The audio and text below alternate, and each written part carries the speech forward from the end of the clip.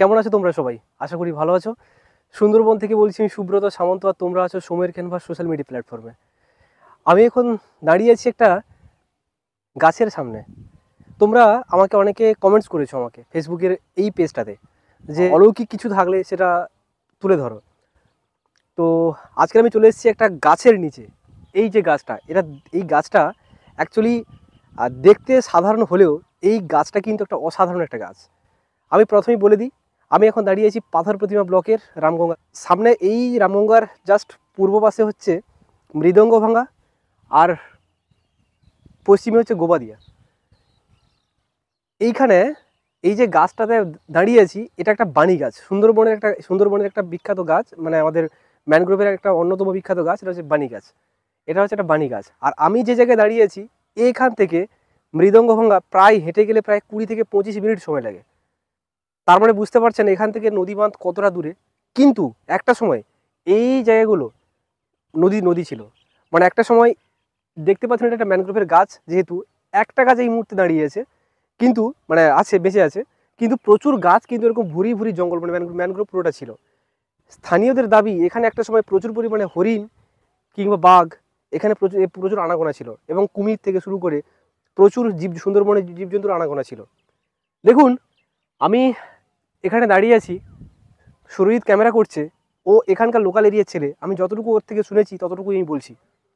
এই গাছটার বয়স কিন্তু প্রায় 200 বছরের ওভার হবে, কারণ সুরজিতের ঠাকুমা, যার বয়স প্রায় 100 ছুঁই ছিল, তিনি গল্প করতেন তার মা মানে ঠাকুমার মা, মানে মাসিমা,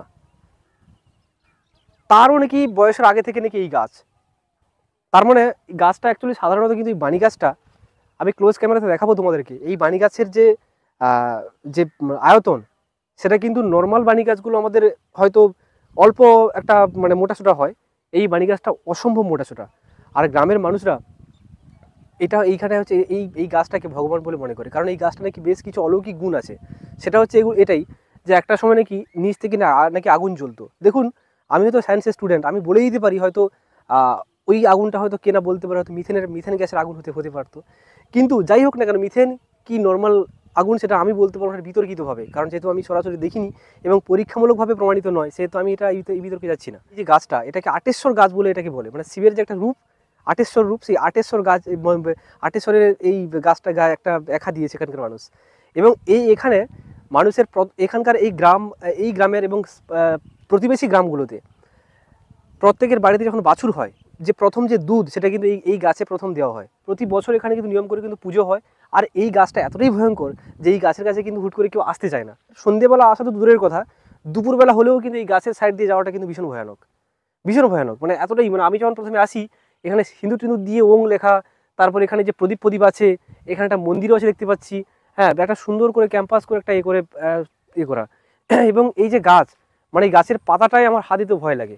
শুধু গাছের পাতাতে হাত দেওয়া নয়, গাছের পাতা ছিঁড়লে এবং ডাল ভাঙলেও কিন্তু খুব বিপজ্জনক একটা সংকেত দেয়, খুব ভয়ানক একটা সংকেত দেয়। মানে এমনিতেও কিন্তু গাছের ডাল পাতা ছেঁড়াটা আমি পছন্দ করি না, তবু তা সত্ত্বেও মানে যদি কেউ ছেড়ে এখানে, তারা নাকি পরে বিপদে মানে থাকতে পারে। ফলে বুঝতে পারছেন কতটা ভয়ানক একটা গাছ এই গাছটা। এবং যেহেতু এটা পুরোটা একটা নদী ছিল, এবং এর অনেক অলৌকিক কিছু দিক আছে, যেটা আমি তোমাদের বিশ্লেষণ করে বলার চেষ্টা করলাম। আর এইভাবে আমি আস্তে আস্তে করে পৌঁছে যাব আমরা একটার পর একটা আমরা অলৌকিক কিছু জায়গাতে। আজকের ভিডিওটা কেমন লাগলো অবশ্যই তোমরা কমেন্টস করে জানিও। আর তোমরা অবশ্যই একটা করে কমেন্টস করে জানিও কোথায় কোথায় অলৌকিক কিছু আছে, সেখানে গিয়ে আমরা ভিডিও বানানোর চেষ্টা করব। তাহলে তোমাদের সঙ্গে দেখা হচ্ছে ঠিক পরের একটা ভিডিওতে। ততক্ষণ তোমরা ভালো থেকো, সুস্থ থেকো, বাই বাই।